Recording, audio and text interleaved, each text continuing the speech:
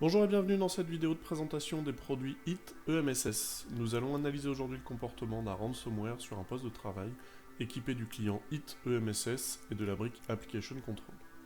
L'agent EMS est installé sur le poste de travail avec les modules Patch and Remediation et Application Control. Mais dans un premier temps, seules les fonctionnalités d'audit sont activées. Nous verrons par la suite comment activer les fonctionnalités de verrouillage du poste afin de bloquer l'exécution d'un ransomware ou de toute autre application non sollicitée.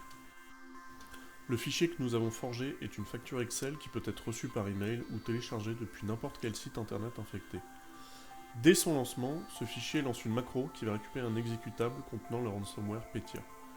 On voit l'apparition de l'exécutable sample.exe qui s'exécute instantanément, bloquant ainsi le poste de travail et provoquant un redémarrage instantané.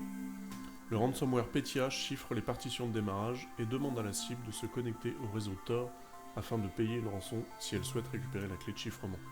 Ce type d'attaque est de plus en plus fréquent et très lucratif pour les pirates.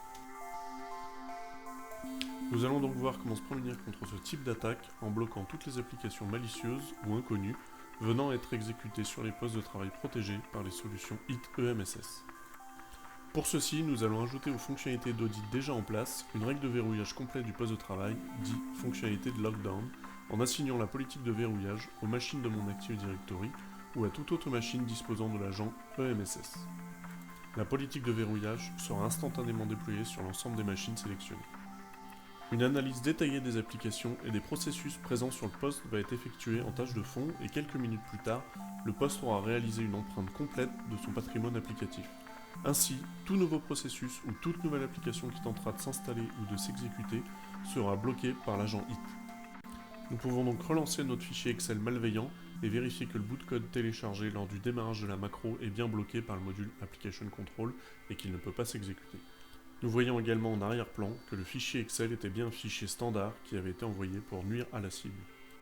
Les messages de blocage et les alertes sont bien sûr personnalisables. Enfin, une fois la politique en place, des rapports d'exploitation nous permettent de lister l'ensemble des applications ou des processus bloqués et de réaliser un inventaire détaillé par nom de fichier, par machine, par utilisateur ou par application. Merci pour votre attention et n'hésitez pas à découvrir les autres modules de la suite HIT EMSS sur notre site internet www.hitsoftware.com.